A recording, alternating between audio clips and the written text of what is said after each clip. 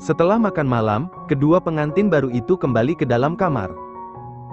Ron langsung merebahkan tubuhnya di atas ranjang dan menepuk lengannya dengan pelan, mengisyaratkan agar Siska meletakkan kepalanya di sana sebagai bantalan.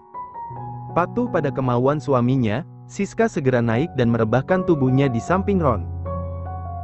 Tangan wanita itu langsung melingkar, serta kakinya yang mengunci pergerakan Ron. Pria tampan itu mengulum senyum dan mengusap surai hitam milik Siska.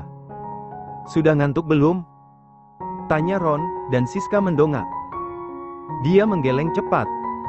"Belum, Kak. Kan tadi siang kita tidur." Jawab wanita itu apa adanya.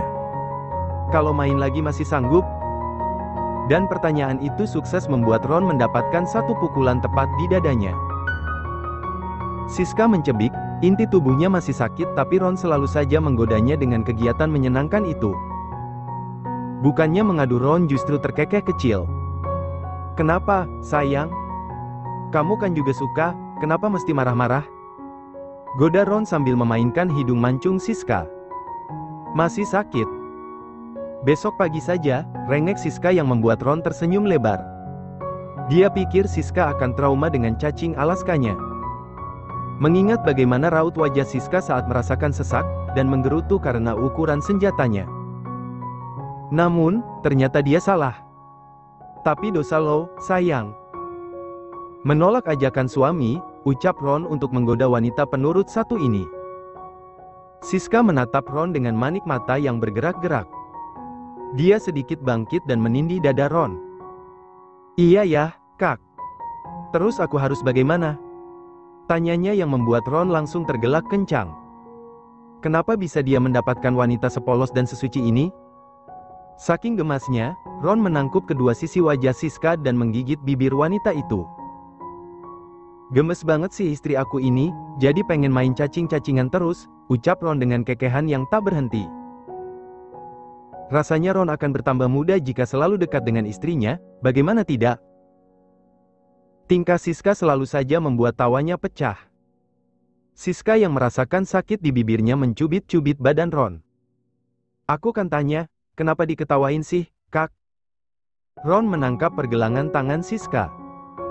"Iya, terus kalau aku jawab, kamu benar-benar mau melakukannya?"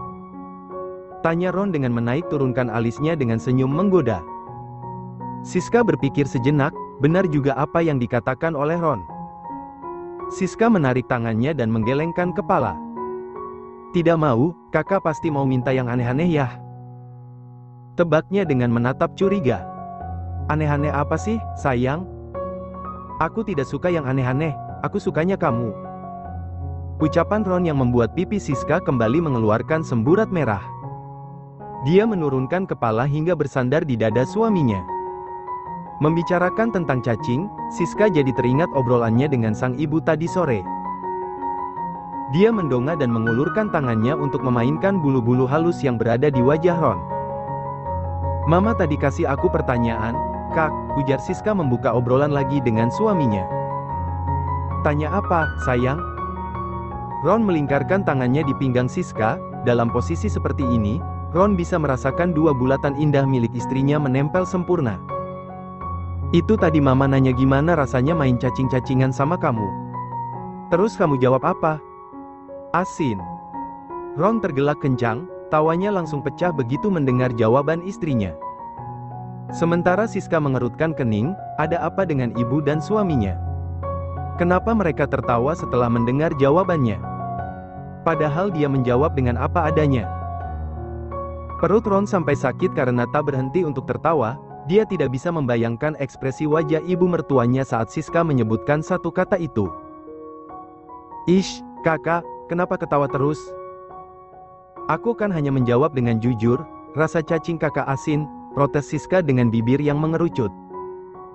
Bagaimana Ron tidak tertawa?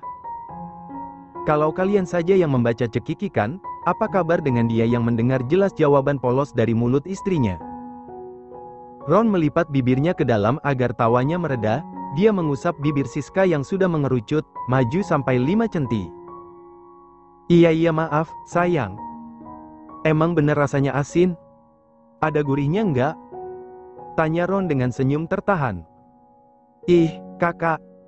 Dan tawa Ron kembali pecah. 3 hari berlalu, tepat hari ini Ron dan Siska kembali bekerja. Mereka sudah menghuni rumah hadiah dari Ken, bahkan Siska juga memakai mobil pemberian pria itu ke kantor. Wanita itu berangkat sendiri, sementara Ron menjemput Ken, memulai rutinitasnya seperti biasa. Dengan wajah sumringah Ron sampai di mansion pria tampan itu. Dia keluar dari mobilnya dan masuk ke dalam untuk menanyakan keberadaan Ken pada Bilila. Dan saat dia melipir ke dapur, ternyata pria itu sedang menyuapi istrinya. Selamat pagi, Tuan Ken, Tuan Besar, dan Nona Zoya, sapa Ron lengkap dengan senyum mengembang, dia sedikit membungkuk memberi hormat. Mendengar itu, Ken mengangkat kepalanya, dan semua orang yang ada di sana mengalihkan pandangan mata mereka ke asal suara.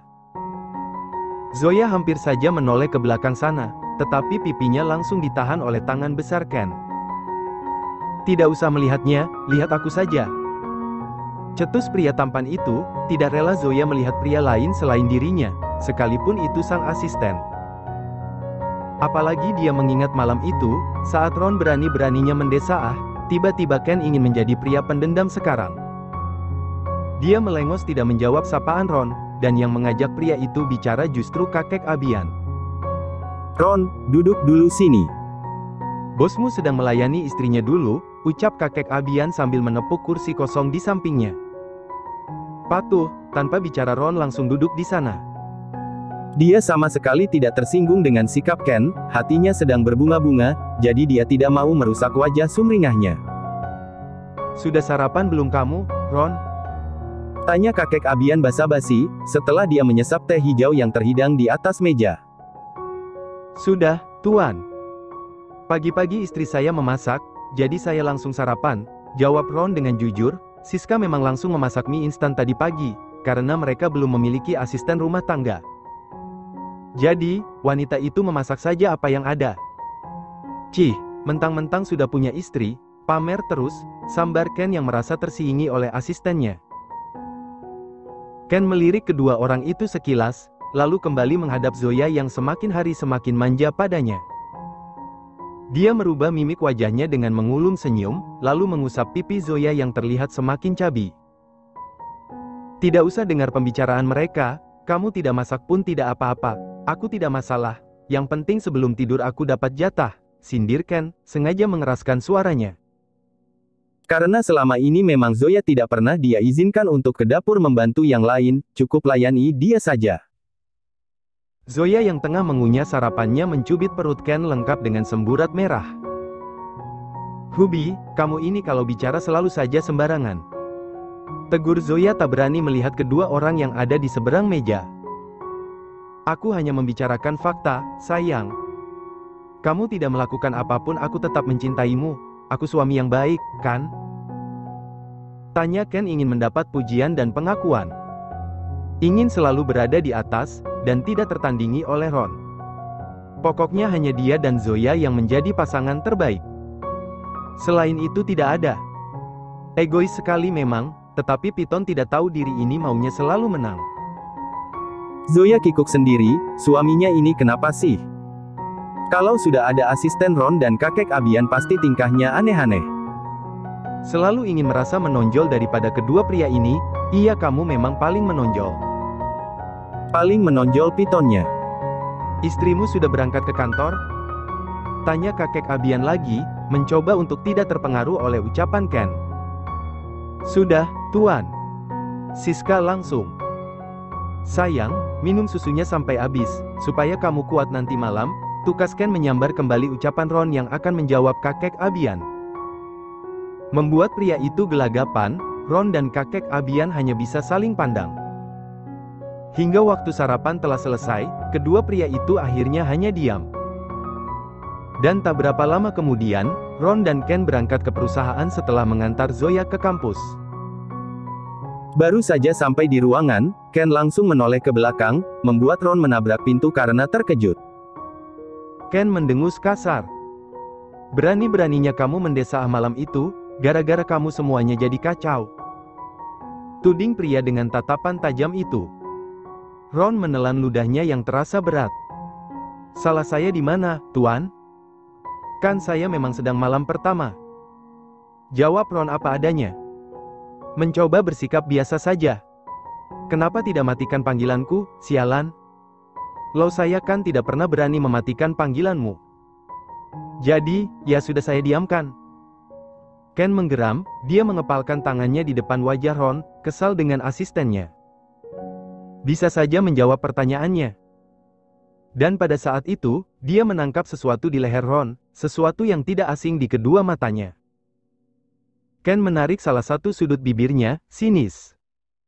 Dan apa maksudmu tidak menutupi tanda itu? Kamu mau pamer?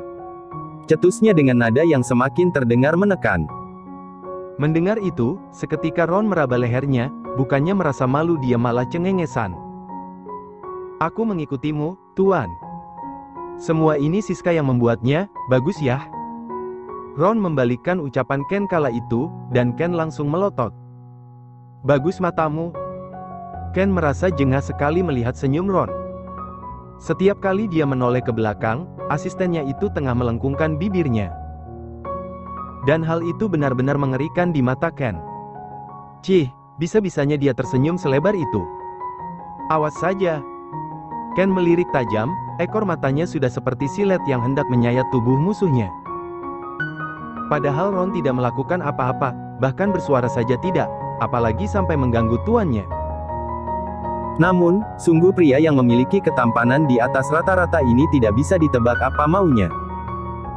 Dia mendengus kasar, lalu menatap kembali layar menyala di depan sana. Sambil bekerja, dia memikirkan sebuah cara agar Ron tidak bisa menandingi kekuatannya. Hilih. Kekuatan apa yang kamu maksud wahai pemuja Slanky? Seketika ada senyum kecil yang tersemat di bibir Ken. Saat otaknya telah menemukan gagasan yang sangat pas untuk menghentikan kegilaan Ron. Malas sekali jika dia harus melihat sikap Ron yang seperti itu, pasti matanya akan sakit. Kita lihat, kamu bisa macam-macam tidak denganku. Ku tebas lehermu nanti kalau sampai membuatku kesal. Ken hanya bisa bergumam dalam hati, sementara jari-jarinya dengan lihai berselancar di papan keyboard. Dan tak berapa lama kemudian, Ken berhasil menyelesaikan satu pekerjaannya yang tidak bermutu sama sekali. Namun, hal itu sukses membuat dia cengar-cengir sendiri. Ron, buka emailku. Titah Ken dengan tatapan menyebalkan. Seseorang yang ada di belakang sana langsung mengangkat kepala. Karena merasa namanya dipanggil dan mendapat perintah. Tanpa bicara Ron langsung membuka email yang baru saja dikirim oleh Ken. Wajahnya mulai menampakkan raut aneh, begitu dia membaca poin demi poin yang tertera di dalam sana. Poin 3, dilarang tersenyum pada istri, melanggar denda 5% dari gaji, bila patuh bonus akan ditambah 10%. Ron membacanya dengan menelan ludah. Merasa tak percaya, Ken bisa membuat peraturan seperti itu. Bosnya ini benar-benar tidak ada kerjaan. Kening Ron semakin mengernyit, begitu membaca 15 poin larangan yang diberlakukan sejak hari ini, larangan yang dibuat khusus untuk dirinya. Ken sungguh gila. Ron menatap Ken yang tengah menggerakkan kursinya, terlihat begitu santai setelah membuat dirinya nyaris kehabisan nafas. Hei, Tuan. Mana ada peraturan seperti ini? Protes Ron dengan wajah yang terlihat tak habis pikir. Namun, mendengar itu, Ken justru tersenyum sumringah, suka sekali kalau Ron sudah frustasi dan mendesah kesal karena ulahnya. Dia memutar kursi kebesarannya, menatap Ron yang berdiri dengan raut wajah yang sulit untuk digambarkan. Ah, dia benar-benar ingin tertawa sekarang. Tentu saja ada, kan aku yang membuatnya, jawab Ken tanpa beban, membuat mulut Ron semakin menganga lebar. Masa senyum saja tidak boleh? Bahkan sebelum aku dan Siska menikah tidak ada larangan untuk senyum-senyuman, timpal Ron lagi, tidak boleh. Larangan ini tidak boleh jadi. Karena kalian sudah menikah, aku membuatnya. Kamu tahu tidak, senyummu itu membuatku sakit mata. Aku jadi tidak konsen bekerja. Cetus Ken dengan membusungkan dada. memupuk kepercayaan diri, bahwa apa yang dia lakukan tidaklah salah. Dan kali ini Ron terlihat tidak mau kalah. Kalau begitu Tuan tidak usah melihat saya. Agar Anda itu tidak sakit mata. Jawab Ron yang membuat Ken seketika mendelik. Dia bangkit dari kursinya, dan bertolak pinggang.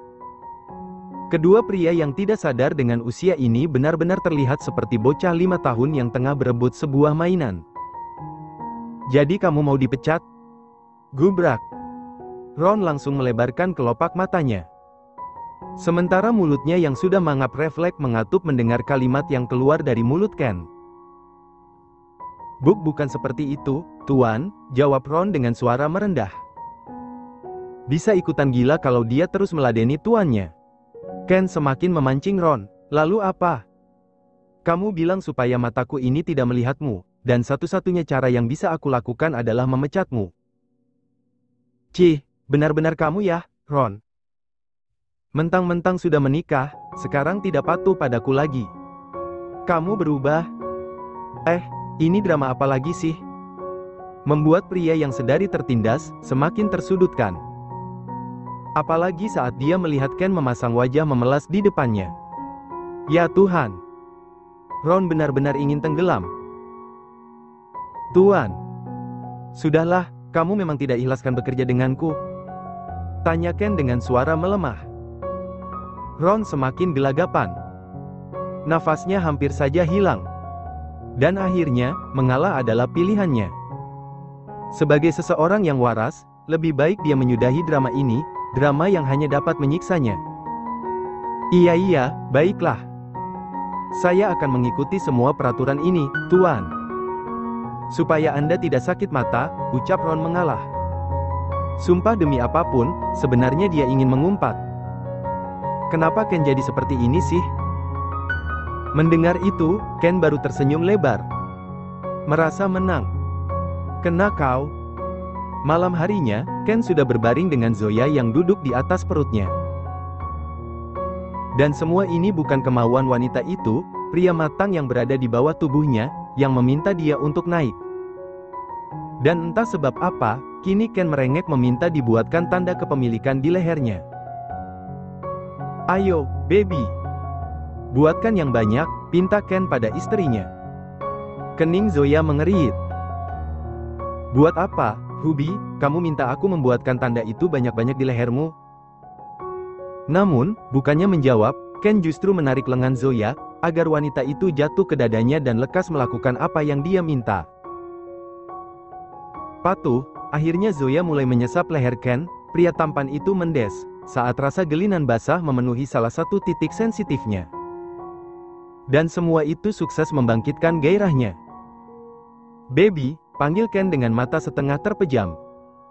Yang dipanggil langsung mengangkat kepala, karena merasa sudah banyak dia membuat tanda yang Ken minta.